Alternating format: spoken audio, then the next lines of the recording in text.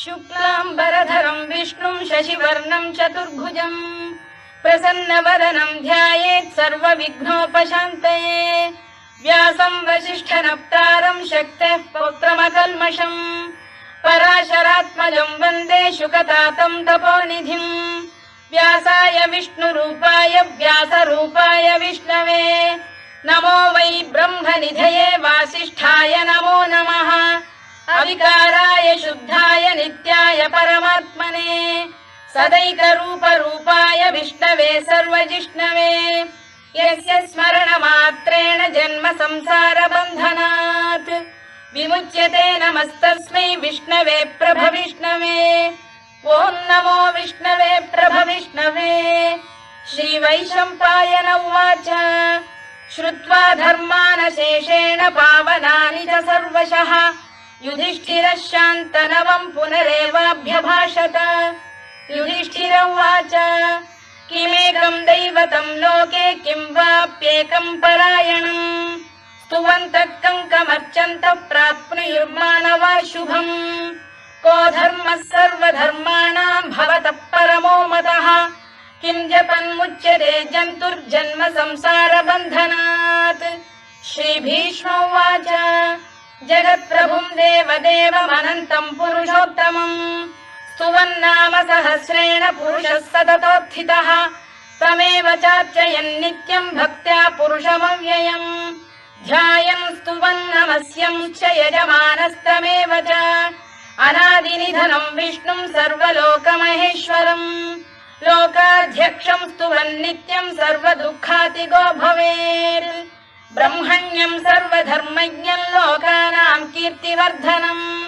लोकनाथं महद्भूतं सर्वभूतभवोद्भवम् एष मे सर्वधर्माणां धर्मोऽधिकतमो मतः यद्भक्त्या पुण्डरीकाक्षं स्तवैरच्चेन्नरः सदा परमं यो महत्तेजः परमं यो महत्तपः परमं यो महद्ब्रह्म परमं यः परायणम् पवित्राणां पवित्रं यो मङ्गलानां च मङ्गलम् दैवतं देवतानां च भूतानां यो व्ययः यतः सर्वाणि भूतानि भवन्त्यादियुगागमे यस्मिंश्च प्रलयं यान्ति पुनरेव युगक्षये तस्य लोकप्रधानस्य जगन्नाथस्य भूपते विष्णोर्नाम सहस्रं मे शृणु पापभयापहम् यानि नामानि गौणानि विख्यातानि महात्मनः ऋषिभिः परिगीतानि तानि वक्ष्यामि भूतये। ऋषिर्नाम्नां सहस्रस्य वेदव्यासो महामुनिः छन्दोऽनुष्टुप् तथा देवो भगवान् देवकीसुतः अमृतांशुद्भवो बीजं शक्तिर्देवकीनन्दनः त्रिसामाहृदयं तस्य शान्त्यर्थे विनियुज्यते विष्णुं जिष्णुं महाविष्णुं प्रभविष्णुं महेश्वरम् अनेकरूपदैत्यान्तं नमामि पुरुषोत्तमम्।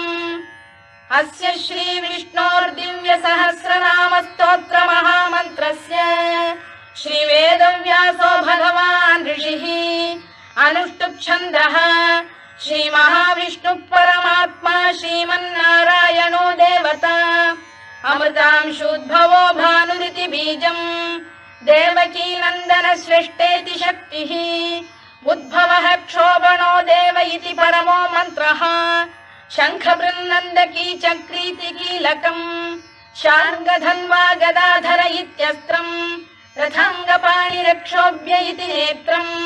त्रिसामासामरः सामेति कवचम् आनन्दम् परब्रह्मेति योनिः ऋतुः सुदर्शनकाल इति दिग्बन्धः श्रीविश्वरूप इति ध्यानम् श्रीमहाविष्णुप्रीत्यर्थे सहस्रनाम जपे विनियोगः। ध्यानम् क्षीरोदन्वत्प्रदेशे शुचिमणिविलसत्सैकते मौक्तिकानाम् मालाक्लुप्तासनस्थस्फटिकमणिनिभैर्मौक्तिकैर्मण्डिताङ्गः शुभ्रैरभ्रैरदभ्रैरुपरि विरचितैर्मुक्तपीयूषवर्षैः आनन्दीन पुरीयादरिनरिन गदा शङ्खपाणिर्मुकुन्दः भूः पादौ यस्य नाभिर्वियदसुरनिलश्चन्द्रसूर्यौ च नेत्रे कर्णावाशा शिरोद्यौर्मुखमपि दहनो यस्य वास्तेयमब्धिः अन्तस्थं यस्य विश्वं सुरनरखगो भोगि गन्धर्वदैत्यैः चित्रं रम्यते तं त्रिभुवन वपुषं विष्णुमीशं नमामि। ॐ नमो भगवते वासुदेवाय। शान्ताकारं भुजगशयनं पद्मनाभं सुरेशं विश्वाधारं गगनसदृशं मेघवर्णं शुभाङ्गम् लक्ष्मीकान्तं कमलनयनं योगिधृध्यानगम्यं वन्दे विष्णुं भवभयहरं सर्वलोकैकनाथम्। मेघश्यामं पीतकौशेयवासं श्रीवत्साङ्कं कौस्तुभोद्भासिताङ्गम् पुण्योपेतं पुण्डरीकायताक्षं विष्णुं वन्दे सर्वलोकैकनाथम्। नमः समस्तभूतानामादिभूताय भूभृते अनेकरूपरूपाय विष्णवे प्रभविष्णवे सशङ्खचक्रं सकिरीटकुण्डलं सपीतवस्त्रं सरसीरुहेक्षणं सहारवक्षस्थलशोभिकौस्तुभं नमामि विष्णुं शिरसा चतुर्भुजम्।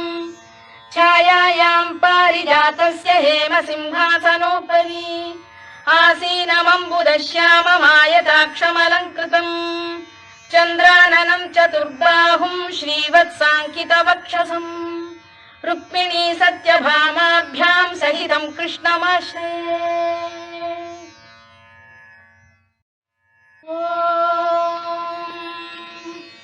विश्वं विष्णुर्वषत्कारो भूतभव्य भवत्प्रभुः भूतभृद्भावो भूतात्मा भूतभावनः भूतात्मा परमात्मा च मुक्तानां परमागतिः अव्ययः पुरुषः साक्षी क्षेत्रज्ञोऽक्षर एव च योगो योगविदां नेता प्रधानपुरुषेश्वरः नारसिंहवपुः श्रीमान् केशवः पुरुषोत्तमः सर्वः शिवस्थाणुर्भूतादिर्निधिरव्ययः सम्भवो भावनो भर्ता प्रभवः प्रभुरीश्वरः स्वयंभूः शम्भुरादित्यः पुष्कराक्षो महास्वनः अनादिनिधनो धाता विधाता धातुरुत्तमः अप्रमेयो ऋषिकेशः पद्मनाभोऽमरप्रभुः विश्वकर्मा मनुस्पष्टा स्थविष्ठस्थविरो ध्रुवः अग्राह्यः शाश्वतः कृष्णो लोहिताक्षप्रदर्दनः प्रभूतस्त्रिककुब्धाम पवित्रं मङ्गलं परम् ईशानप्राणदप्राणो ज्येष्ठः श्रेष्ठः प्रजापतिः हिरण्यगर्भो भूगर्भो माधवो मधुसूदनः ईश्वरो विक्रमी धन्वी मेधावी विक्रमक्रमः अनुत्तमो दुराधर्षः कृतज्ञः कृतिरात्मवान् सुरेशः शरणं शर्म विश्वरेताः प्रजाभवः अधः संवत्सरो व्यालः प्रत्ययः सर्वदर्शनः अजः सर्वेश्वरः सिद्धः सिद्धिः सर्वादिरच्युतः वृषाकपिरमेयात्मा सर्वयोगविनिसृतः वसुर्वसुमनः सत्यः समात्मा संमितः समः अमोघः पुण्डरीकाक्षो वृषकर्मा वृषाकृतिः रुद्रो बहुशिरा बभ्रुर्विश्वयोनिश्चुतिश्रवाः अमृतः शाश्वतस्थाणुर्वरारोहो महातपाः सर्वगः सर्वविद्भानुर्विश्वक्सेनो जनार्दनः वेदो वेदविदव्यङ्गो वेदाङ्गो वेदवित्कविः लोकाध्यक्षः सुराध्यक्षो धर्माध्यक्षः कृताकृतः चतुरात्मा चतुर्व्यूहश्चतुर्दंष्टश्चतुर्भुजः भ्राजिष्णुर्भोजनं भोक्ता सहिष्णुर्जगदादिजः अनघो विजयो जेता विश्वयोनिः पुनर्वसुः उपेन्द्रो वामनः प्रांशुरमोघः शुचिरूर्जितः अतीन्द्रः सङ्ग्रहः सर्गो धृतात्मा नियमो यमः वेद्यो वैद्यः सदा योगी वीरः माधवो मधुः अतीन्द्रियो महामायो महोत्साहो महाबलः महाबुद्धिर्महावीर्यो महाशक्तिर्महाद्युतिः अनिर्देश्य वपुः श्रीमान् अमे आत्मा महादृधृत् महेश्वासो महीभर्ता श्रीनिवासः सताङ्गतिः अनिरुद्धः सुरानन्दो गोविन्दो गोविदाम्पतिः मरीचिर्दमनो हंसः सुपर्णो भुजगोत्तमः हिरण्यनाभः सुतपाः पद्मनाभः प्रजापतिः अमृत्युः सर्वदृक्सिंहः सन्धाता सन्धिमान् स्थिरः अजो दुर्मर्षणः शास्ता विश्रुतात्मा सुरारिः गुरुर्गुरुतमो धाम सत्यः सत्यपराक्रमः निमिषो निमिषस्रग्वी वाचस्पतिरुदारधीः अग्रणीर्ग्रामणी श्रीमान् न्यायो नेता समीरणः सहस्रमूर्धा विश्वात्मा सहस्राक्षः सहस्रपात् आवर्तनो निवृत्तात्मा संवृतः सम्प्रमर्दनः अधः संवर्तको वह्निरनिलो धरणीधरः सुप्रसाद प्रसन्नात्मा विश्वधृक् विश्वभुग्विभुः सत्कर्ता सत्कृतः साधुर्जह्नुर्नारायणो नरः असङ्ख्येयो प्रमेयात्मा विशिष्टः शिष्टकृच्छुचिः सिद्धार्थः सिद्धसङ्कल्पः सिद्धिदः सिद्धिसाधनः वृषाही वृषभो विष्णुर्वृषपर्वा वृषोदरः वर्धनो वर्धमानश्च विविक्तः श्रुतिसागरः सुभुजो दुर्धरो वाग्मी महेन्द्रो वसुदो वसुः नैकरूपो बृहद्रूपः शिपिविष्टप्रकाशनः ओजस्तेजोद्युतिधर प्रकाशात्मा प्रतापनः वृद्धस्पष्टाक्षरो मन्त्रश्चन्द्रांशुर्भास्करद्युतिः अमृतांशुद्धवो भानुः शशबिन्दुः सुरेश्वरः औषधम् जगतः सेतुः सत्यधर्मपराक्रमः भूतभव्यभवन्नाथः पवनः पावनो नरः कामः कामकृत्कान्तः कामः कामप्रदप्रभुः युगादिकृद्युगावर्तो नैकमायो महाशनः अदृश्यो व्यक्तरूपश्च सहस्रजिदनन्तजित् इष्टो विशिष्टः शिष्टेष्टः शिखण्डी नघुषो वृषः क्रोधः क्रोधकृत्कर्ता विश्वबाहुर्महीधरः अच्युत प्रतिथ प्राण प्राणदो वासवानुजः अपां निधिरधिष्ठानमप्रमत्त प्रतिष्ठितः स्कन्द स्कन्दधरो धुर्यो वरदो वायुवाहनः वासुदेवो बृहद्भानुरादिदेवः पुरन्दरः अशोकस्तारणस्तारः शूरः शौरिर्जनेश्वरः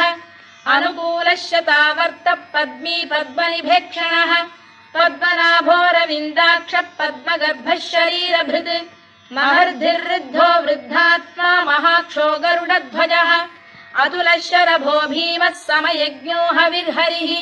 सर्वलक्षणलक्षण्यो लक्ष्मीवान् समितिञ्जयः विक्षरो रोहितो मार्गो हेतुर्दामोदरः सः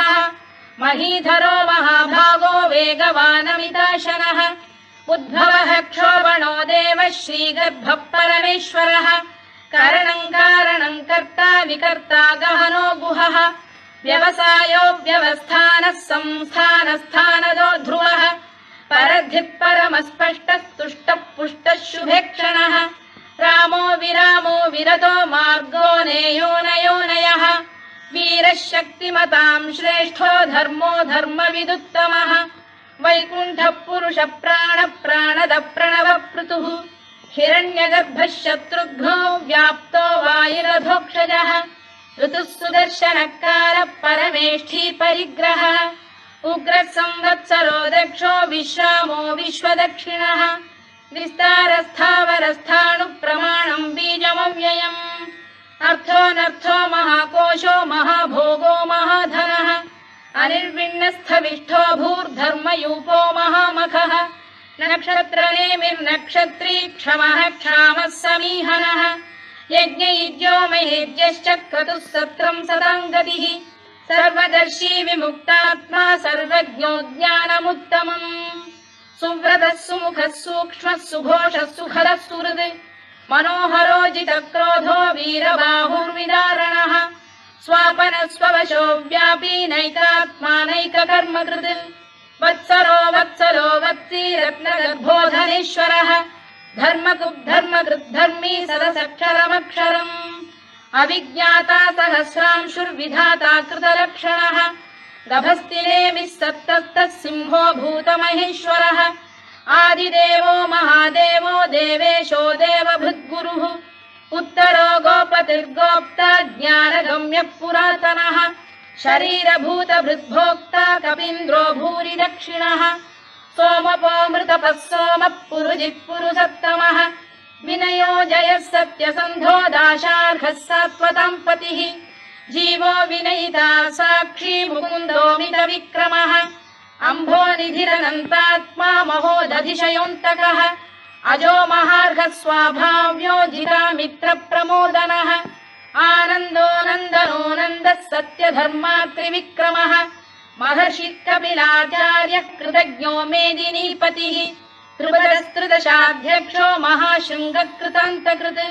महावराहो गोविन्दः सुषेणः कनकाङ्गनी गुह्यो गभीरो गहनो गुप्तश्चक्रगदाधरः मेधास्वाङ्गोजितकृष्णो दृढः सङ्कर्षणोच्युतः वरुणो वारुणो वृक्षः पुष्कराक्षो महामनाः भगवान् भगहानन्दी वनमाली हलायुधः आदित्यो ज्योतिरादित्यः सहिष्णुर्गतिसप्तमः सुधन्वाखण्ड परशुर्दारुणो द्रविणप्रदः दिवस्पृक् सर्वदृग्व्यासो वाचस्पतिरयो निजः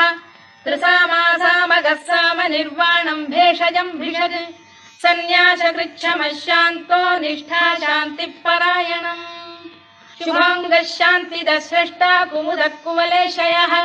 गोहितो गोपतिर्गोप्ता वृषभाक्षो वृषप्रियः अनिवर्ती निवृत्तात्मा संक्षेप्ताक्षेमकृत् शिवः श्रीवत्सवक्षः श्रीवासः श्रीपतिः श्रीमताम्बरः श्रीरः श्रीशः श्रीनिवासः श्रीनिधिः श्रीविभावनः श्रीधरः श्रीकरः श्रेयः श्रीमान् लोकत्रयाश्रयः स्वक्षः स्वङ्गः शतानन्दो नन्दिर्ज्योतिर्गणेश्वरः विजितात्मा विधेयात्मा सत्कीर्तिश्चिन्न संशयः उदीर्णः सर्वतश्चक्षुरनीशः शाश्वतस्थिरः भूषयो भूषणो भूतिर्विशोकः शोकनाशनः अर्चिष्मानर्चितः कुम्भो विशुद्धात्मा विशोधनः अनिरुद्धो प्रतिरथः प्रद्युम्नो मितविक्रमः कालनेमिनिः वीरः शौरिः शूरजनेश्वरः त्रिलोकात्मा त्रिलोकेशः केशवः केशिहा हरिः कामदेवः कामपालः कामी कान्तकृतागमः अनिर्देश्य वपुर्विष्णुर्वीरोऽनन्तो धनञ्जयः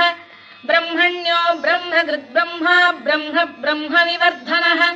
ब्रह्मविब्राह्मणो ब्रह्मी ब्रह्मज्ञो ब्राह्मणप्रियः महाकमो महाकर्मा महातेजा महोरगः महाक्रतुर्महायज्वा महायज्ञो महाहविः स्तव्यस्तव प्रियस्तोत्रम् स्तुतिस्तोतारणप्रियः पूर्णः पूरयिता पुण्यः पुण्यकीर्तिरनामयः मनोजवस्तीर्थकरो वसुरेता वसुप्रदः वसुप्रदो वासुदेवो वसुर्वसुमनाहविः सद्गतिः सत्कृतिः सत्ता सद्भूतिः सत्परायणः शूरसेनो यदुश्रेष्ठः सन्निवासः सुयामुनः भूतावासो वासुदेवः सर्वासु निलयो नलः दर्पः दर्पदो दृप्तो दुर्धरोऽथा पराजितः विश्वमूर्तिर्महामूर्तिर्दीप्तमूर्तिरमूर्तिमान् अनेकमूर्तिरव्यक्तः शतमूर्तिः शताननः एकोनैकः स वक्र किं यत्तत्पदमनुत्तमम् लोकबन्धुर्लोकनाथो माधवो भक्तवत्सलः सुवर्णवर्णो हेमाङ्गो वराङ्गश्चन्दनाङ्गदी वीरः विषमः शून्यो घृता क्षीरचरश्चरः अमानी मानदो मान्यो लोकस्वामी त्रिलोकधृत् सुमेधा मेधजो धन्यः सत्यमेधाधराधरः तेजो वृषोद्युतिधरः सर्वशत्रभृताम्बरः प्रग्रहो निग्रहो व्यग्रो नैकशृङ्गो गदाग्रजः चतुर्मूर्तिश्चतुर्बाहुश्चतुर्व्यूहश्चतुर्गतिः चतुरात्मा चतुर्भावश्चतुर्वेदविदेकपात् समावर्तो निवृत्तात्मा दुर्जयो दुरतिक्रमः दुर्लभो दुर्गमो दुर्गो दुरावासो दुरारिः शुभाङ्गो लोकसारङ्गः सुतन्तुस्तन्तु वर्धनः इन्द्रकर्मा महाकर्मा कृतकर्मा कृतागमः उद्भवः सुन्दरः सुन्दो रत्ननाभः सुलोचनः अर्को वाजसनः शृङ्गी जयन्तः सर्वविजयी सुवर्णबिन्दुरक्षोभ्यः सर्ववागीश्वरेश्वरः महाह्रदो महागर्तो महाभूतो महानिधिः कुमुदः कुन्दरः कुन्दः पर्जन्यः पावनो निलः अमृताशोऽमृतवपुः सर्वज्ञः सर्वतोमुखः सुलभः सुव्रतः सिद्धः शत्रुजिच्छत्रुतापनः न्यग्रोधोदुम्बरोश्चतश्चाणूरान्ध्रैषूदनः सहस्रार्चिः सप्तजिह्वः सप्तैधाः सप्तवाहनः अमूर्तिरनघोचिन्त्यो भयकृद्भयनाशनः अणुबृहत्कृशस्थूलो गुणभिर्निर्गुणो महान् अधृतस्वधृतस्वास्य प्राग्वंशो वंशवर्धनः धारभृत्कथितो योगी योगीशः सर्वकामदः आश्रमश्रमणः क्षामः सुपर्णो वायुवाहनः धनुर्धरो धनुर्वेदो दण्डो दमयिता दमः अपराजितः सर्वसहो नियन्ता नियमो यमः सत्त्ववान् सात्विकः सत्यः सत्यधर्मपरायणः अभिप्रायप्रियार्होः प्रियकृत्प्रीतिवर्धनः विहाय सगदिर्ज्योतिः सुरुचिर्पुतभुग्विभुः रविर्विरोचनः सूर्यः सवितारविलोचनः अनन्तो हुतभुग्भोक्ता सुखदो नैकजोऽग्रजः अनिर्विण्णः सदामर्षी लोकाधिष्ठानमद्भुतः सनात्सनातनतमः कपिलः कपिरव्ययः स्वस्तिदः स्वस्तिकृत् स्वस्तिः स्वस्ति भुक् स्वस्ति दक्षिणः आरौद्रः कुण्डली चक्री विक्रम्यूर्जितशासनः शब्दातिगः शब्दसः शिशिरः शर्वरीकरः अक्रूरपेशलो दक्षो दक्षिणः क्षमिणां वरः विद्वत्तमो वीतभयः पुण्यश्रवणकीर्तनः उत्तारणो दुष्कृतिः पुण्यो दुःस्वप्रनाशनः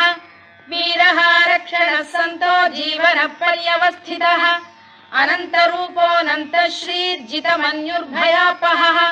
चतुरश्रो गभीरात्मा विदिशो व्यादिशो दिशः अनादिर्भूर्भुवो लक्ष्मी सुवीरो रुचिराङ्गदः